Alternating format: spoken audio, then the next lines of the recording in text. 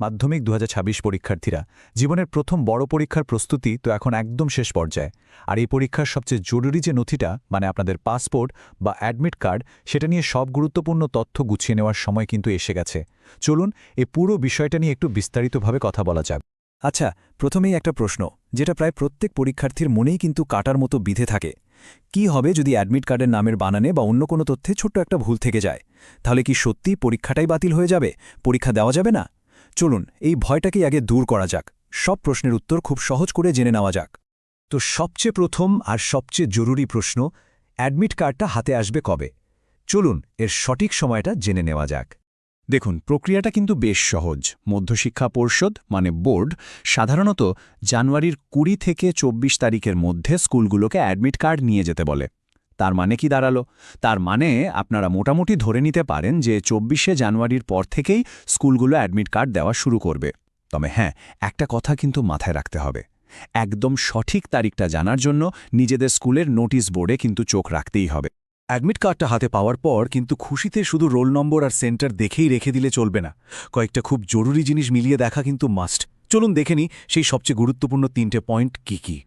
তো admit card হাতে পাওয়ার সঙ্গে সঙ্গেই এই ৩টে জিনিস সবার আগে মেলাতে হবে।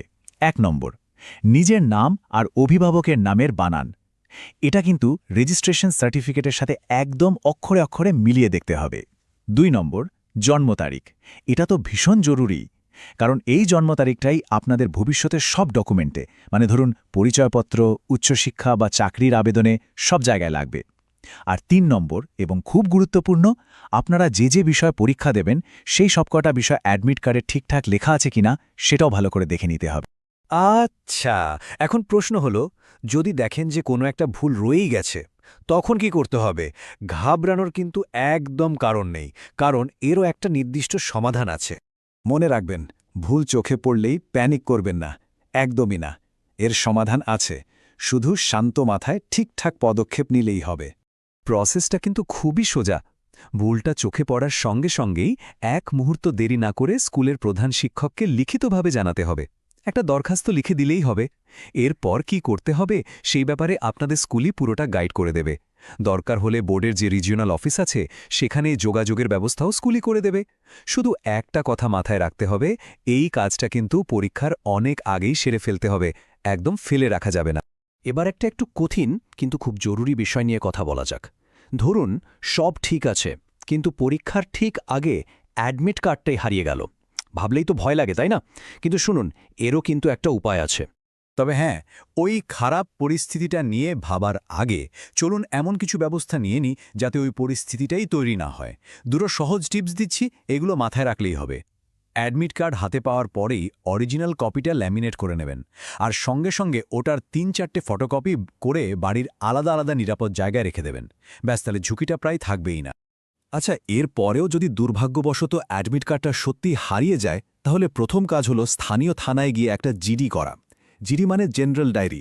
এটা আসলে কিছুই না, আপনার যে একটা জরুরি ডকুমেন্ট হারিয়ে গেছে সেটা পুলিশকে অফিসিয়ালি জানানো। ডুপ্লিকেট অ্যাডমিট কার্ড পাওয়ার জন্য কি করতে হবে? ওই যে জিডি করা হলো সেটার একটা কপি, আর আগে থেকে করে রাখা অ্যাডমিট কার্ডের একটা ফটোকপি, এই দুটো একসাথে করে মধ্যশিক্ষা পর্ষদে আবেদন করতে হবে। যদিও আমরা সবাই চাইব এই রকম পরিস্থিতি যেন কারোর সামনেই না আসে। তাহলে চলুন পুরো আলোচনাটা একবার ঝটপট রিক্যাপ করে নেওয়া যাক, যাতে সবটা একদম মাথায় গেঁথে যায় আর কোনো টেনশনই না থাকে। তাহলে আপনাদের ফাইনাল অ্যাকশন প্ল্যানটা কি হবে? ১. ২৪শে জানুয়ারির পর স্কুল থেকে অ্যাডমিট কার্ডটা নিয়ে আসা। ২. হাতে পাওয়ার সঙ্গে সঙ্গেই ওই ৩টে পয়েন্ট মিলিয়ে নেওয়া। ৩. যদি কোনো ভুল থাকে ১ মুহূর্ত দেরি না করে প্রধান শিক্ষককে জানানো। আর ৪. আসল কার্ডটা ল্যামিনেট করে আর কয়েকটা ফটোকপি বানিয়ে খুব সাবধানে রেখে দেওয়া। তো অ্যাডমিট কার্ড নিয়ে সব রকম চিন্তা তো এখন দূর। এবার পুরো ফোকাসটা থাকবে শুধু পড়াশোনায়। প্রস্তুতির এই শেষ কয়েকটা সপ্তাহে আপনাদের সবচেয়ে বড় লক্ষ্য কি? মন দিয়ে পড়াশোনা চালিয়ে যান। আপনাদের সবার জন্য অনেক অনেক শুভেচ্ছা রইল।